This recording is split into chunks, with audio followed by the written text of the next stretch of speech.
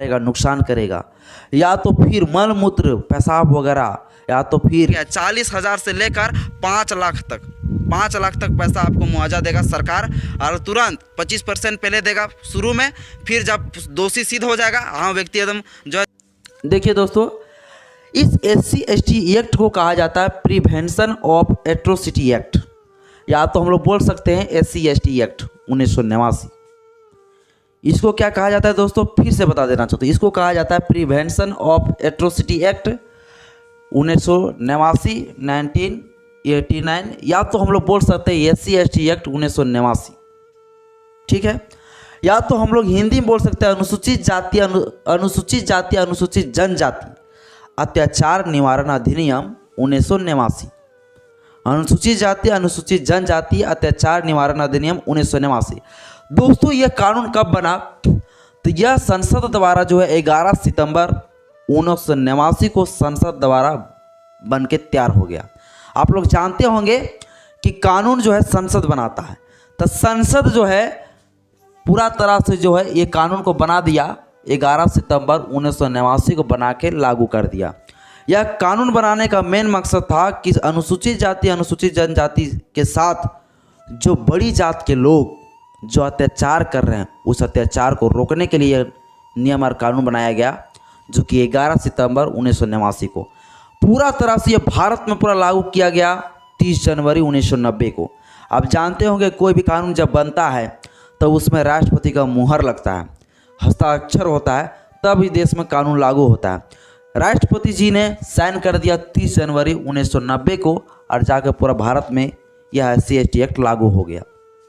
अब दोस्तों देख सकते हैं इसमें SC/ST एक्ट में 5 चैप्टर है कुल। कितना चैप्टर है दोस्तों, तो 5 चैप्टर है, 5 अध्याय है, और कुल सेक्शन जो धारा है, सेक्शन जिसको कहते हैं धारा, वो 23 धारा है कुल। SC/ST एक्ट में 23 धारा है दोस्तों। आप इसमें हम समझ सकते हैं कि SC/ST एक्ट ये लगता कहाँ कहाँ है, किस किस कंडीशन में SC/ST एक्ट लगता है। SC/ST एक्ट किसके लिए लगता है, जो बड़ी जात के लोग अनुसूचित जाति अनुसूचित जनजाति के साथ अत्याचार करता है, उन बड़े कास्ट के ऊपर SC/ST एक्ट लगता है। तो किस किस कंडीशन में आप SC/ST एक्ट लगा सकते हैं वो भी देख सकते हैं। सबसे पहला पॉइंट में है घृणा पदार्थ। किसी अनुसूचित जाति अनुसूचित जनजाति को सिर्फ वो छोटी जात होने की वजह से उन्हें गंदी पदार्थ अगर खिलाने का प्रयास करेंगे या तो गंदे पदार्थ पिलाने का प्रयास करेंगे, तो वैसी स्थिति में उसको जो है SC/ST एक्ट में शामिल किया गया है कि वो अपराध जो करेगा वो SC/ST एक्ट के तहत मुकदमा चलेगा। किसी भी व्यक्ति को अनुसूचित जाति अनुसूचित जनजाति को मल मूत्र या शव घृणा पदार्थ से नुकसान, कोई गंदगी पदार्थ को फेंक कर किसी व्यक्ति को मारेगा, नुकसान करेगा, या तो फिर मल मूत्र पेशाब वगैरह, या तो फिर मैला वगैरह, मैला समझ सकते हैं किसे कहते हैं, उस चीज़ को अगर किसी को अनुसूचित जाति अनुसूचित जनजाति को अगर खिलाने का प्रयास करेंगे या तो गंदी पदार्थ से उसको फेंक के मारने का प्रयास करेंगे, तो ये ऐसे स्थिति में जो है SC/ST एक्ट लगता है। अगला पॉइंट दोस्तों, कपड़ा अगर उतारेगा, कोई बड़ी जात के लोग छोटी जाति को अगर सिर्फ इसलिए उसके साथ अत्याचार करेगा, कपड़ा उतारेगा क्योंकि वो छोटी जाति का है, तो वैसी स्थिति में जो है कपड़ा उतारेगा, नंगा करेगा, या चेहरा में गंदगी फैलाएगा। चेहरा में क्या होता है, बहुत लोग जो है ना छोटी जाति को लेकर जो उसको कीचड़ उचड़ फेंक के चेहरा उरा में, या तो कोई अगर गलती कर देता है छोटी जाति के लोग, तो उसको पूरा चेहरा में जो है गंदगी डाल के उसको पूरा नंगा करके घुमाया जाता है दोस्तों। इसी कंडीशन को देखते हुए कहा गया कि ऐसे मामले में जो है SC/ST एक्ट लगेगा।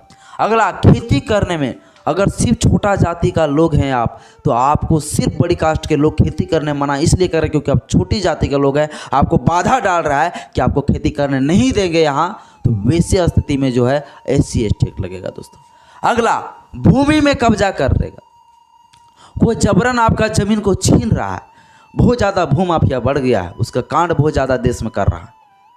अगर आपका जमीन को कोई छीन रहा है, वैसी स्थिति में जो है भूमि का अगर कब्जा करता है तो SC/ST एक्ट में ये मुकदमा दर्ज किया जाता है। अगला दोस्तों, अगर कोई लोक सेवक है जो बंधुआ मजदूर बनाने का प्रयास करता है। क्योंकि ऐसा देखने को मिलता है दोस्तों कि सरकारी नौकरी में जब अनुसूचित जाति अनुसूचित जनजाति के लोग जो काम करते हैं, जो लोक सेवक में रहते हैं, सरकारी नौकरी में रहते हैं, तो उससे ऊपर कास्ट में जो बैठे रहते हैं, ऊपर जाति का जो लोग बैठे रहते हैं ऊपर पोस्ट में, वो लोग छोटी जाति को वहाँ बंधुआ मजदूर बना कर रखते हैं, उसको पूरा काम करवाता है सरकारी कार्यालय में। तो वैसे ऊपर भी जो है SC ST एक्ट लगेगा दोस्तों। तंग करना, कोई भी मामले में यदि तंग करता है तो वैसे तंग करने का मतलब, मान लीजिए आप कहीं जा रहे हैं, आपको सिर्फ अनुसूचित जाति को बोल कर चमार चमार बोल के गाली गुप्ता दे रहा है, आपको कुछ फेंक कर मार रहा है, इस तरह से अगर आपको टॉर्चर कर रहा है मेंटलिटी रूप से, तो वैसी स्थिति में SC ST एक्ट लगता है। अगला है दोस्तों, देख सकते हैं 7वां के बाद 8वां है, यहाँ पे लिख दिए हैं, किसी लोक सेवक द्वारा परिवार को क्षति पहुँचाने का अगर धमकी देगा। कुछ लोक सेवक ऐसा भी होते हैं चुतिए लोग, जो बोलेगा कि बाबू तुम ये काम नहीं करेंगे तो तुम्हारा घरवा जो है ये कर देंगे, तुम्हारा परिवार को नष्ट कर देंगे, तुम्हारे परिवार को बर्बाद कर देंगे। बहुत लोग ऐसा धमकी देता है कि अरे तुम मेरे ऊपर जो उंगली उठाएगा, तुम्हारा घर खानदान को साला ख़त्म कर दूंगा, ऐसे ऐसे धमकी देते बड़ी जाति के लोग छोटी जाति को। तो ऐसे स्थिति में रखा गया है SC ST एक्ट के तहत उसका मुकदमा चलेगा। अगला दोस्तों, लाजा भंग करने का बल का प्रयोग अगर किया, लाजा भंग, किसी को कपड़े उतार देना, किसी को गलत तरीके से गाली गलौज देना, ये सब लाजा भंग के दायरे में आता है दोस्तों।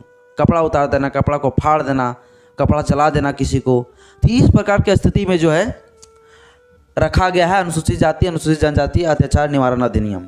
अगला दोस्तों, गांव को छोड़ने में मजबूर करना। कोई अनुसूचित जाति अनुसूचित जनजाति को सिर्फ इसलिए उसको प्रेशर डाल रहा है कि तुम गांव से छोड़ कर, SC एक्ट लगने के बाद जो है तुरंत 25% जैसे ही ये मामला कोर्ट पहुंचती है, जैसे मान लीजिए सपोज दैट आपके साथ शोषण हुआ, बड़ी जाति के लोग आपके साथ शोषण किए, आपके साथ मारपीट किया क्योंकि आप छोटे जाति के लोग हैं। अब वैसे कंडीशन में जैसे ही FIR दर्ज करिएगा, पुलिस जैसे ही, देखिए ये संज्ञेय अपराध होता है, इसको कहा जाता है कॉग्निजिबल ऑफेंस। संज्ञेय अपराध होता है ऐसा अपराध जो मतलब पूरा बड़ा हो, और इसको बड़ा अपराध में रखा गया है। Without arrest warrant, without arrest यानी बिना अरेस्ट वारंट का जो है इसको गिरफ्तार करने का अधिकार है। जो दोषी है उसको गिरफ्तार करना चाहिए। इसके साथ साथ जो है अगर इसमें जो है DSP रैंक का, कम से कम DSP रैंक का जो अधिकारी होता है वही इसका जांच करता है। जो चार्जशीट होता है, जांच में जो पाया जाता है कि हाँ इस व्यक्ति के साथ जो मारपीट हुआ या नहीं हुआ, वो चार्जशीट को जाके कोर्ट में पेश करना पड़ता है। जैसे ही मामला कोर्ट में पहुँचता है, तुरंत 25% रुपया जो है उस व्यक्ति को मिलता है। जैसे मान लीजिए आप SC है, आपके साथ मारपीट को ब्राह्मण कर दिया, तुरंत कोर्ट में जैसे मामला पहुंचेगा 25% पैसा आपको पहले मिलेगा। इसमें पैसा देने का प्रावधान किया गया है 40,000 से लेकर 5 लाख तक, 5 लाख तक पैसा आपको मुआवजा देगा सरकार। और तुरंत 25% पहले देगा शुरू में, फिर जब दोषी सिद्ध हो जाएगा, हाँ व्यक्ति एकदम जो है दोषी है, तब तुरंत जो है आपको फिर टोटल पैसा मिलेगा 5 लाख तक।